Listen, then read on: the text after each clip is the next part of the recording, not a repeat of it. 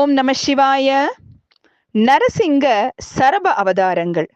ஹிரண்யகசிபன் கேட்ட கேள்விகளுக்கு பிரகலாதன் பின்வருமாறு பதில் சொன்னான். உலகத்தில் காணப்படும் பெருங்கடல்கள், உயர்ந்த மலைகள், மிகப்பெரிய மரங்கள், மேகங்கள், நதிகள், சேதன அசேதன பொருட்கள், கிராமங்கள், பட்டணங்கள், பெருநகரங்கள், சூரியன், சந்திரன், சைத்திய ரதம் முதலிய வனங்கள், ஸ்மசானம், நீ, நான் முதலிய ஸ்தூல சூக்ஷ்ம பிரபஞ்சங்கள் முழுவதிலும் நிறைந்து இருப்பவனே ஸ்ரீமன் நாராயண். அவன் முன், பின், நடுவு, முடிவு முதலிய எவ்விடத்திலும் எந்த காலத்திலும் விளங்குபவன். அவனுடைய உருவத்தை வர்ணிக்க எனக்கு சக்தி இல்லை.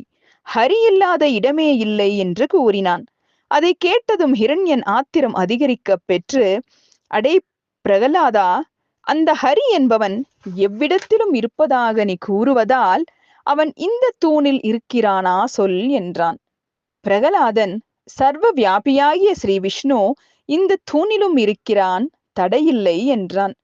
தன்னினும் மிக்க கடவுளே இல்லை என்று இனிமேல் வருவதை அறியாமல் மிகவும் செருக்குற்ற ஹிரண்யன், அப்படி இந்த தூணில் ஹரி என்பவன் இருப்பானேயாகில் நான் அவனை பூஜிக்கிறேன் பார் என்று கூறி கோபத்தால் கண்கள் சிவக்க, பற்களை கடித்து, மீசை துடிக்க, கத்தியை கையில் ஏந்தி தான் உட்கார்ந்திருந்த பீடத்தில் இருந்து கொதித்தெழுந்து தன் கையில் இருக்கும் கத்தியை ஓங்கி அந்த தூணை வெட்டினான்.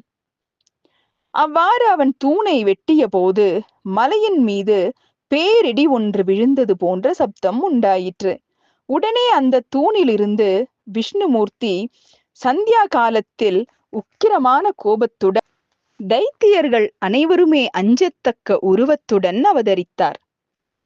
அந்த விஷ்ணுமூர்த்தியின் பாதி சரீரம் சிங்க வடிவமாகவும், பாதி சரீரம் மானுட வடிவமாகவும், நரசிங்க வடிவத்துடன் பிரளய காலமேக கோஷம் போல கர்ஜித்து கொண்டு, பிடரி மயிர்கள் ஆகாயத்து மேகங்களை உடைக்கவும், சிங்க கர்ஜனைகள் திசைகளை செவிடுபடுத்தவும், முகத்தில் உற்பவிக்கும் அக்னி ஜுவாலையில் அசுரர்கள் எரிந்து போகவும், ஹூங்காரங்களால் அசுரமாதரின் கர்ப்பத்தில் உள்ள பிண்டங்கள் விழுந்துவிடவும் பெரிய கூரிய வளைவு நகங்களுடன் விளங்கினார்.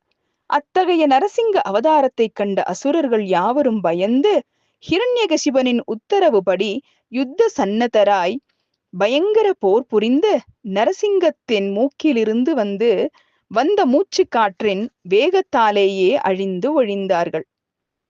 அசுரர்கள் யாவரும் க்ஷண நேரத்தில் அழிந்ததை கண்ட ஹிரண்யகசிபன் தானே அவருடன் போர் புரிய நினைத்து சர்வ ஆயுதங்களையும் தாங்கி நரசிங்கமூர்த்தியோடு போர் புரியலானான். அப்போது பூமாதேவி தன்னுடைய நிலையில் இருக்க முடியுமோ என்று ஏக்கமடைந்தாள்.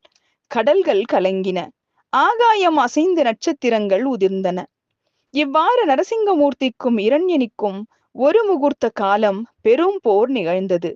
உலகங்களுக்கெல்லாம் கொடுமை செய்யும் இரண்யனை வரத்தின்படி சம்ஹாரம் செய்வதற்கு அதுவே தக்க சமயம் என்று நரசிங்கமூர்த்தி திருவுள்ளம் கொண்டு அந்த தூணின் துவாபர பீடத்தில் தன் தொடை மீது இரண்யனை இருத்தி இரவும் பகலும் இல்லாத சாயங்கால வேளையில் ஆயுதம் என்று சொல்ல முடியாத தமது திருவிரல்களில் உள்ள நகங்களால் அவனது மார்பை பிளந்து பெருங்கர்ஜனையுடன் அவன் குடலை பறித்து தமது கழுத்தில் மாலையாக சூடிக்கொண்டு நின்றார்.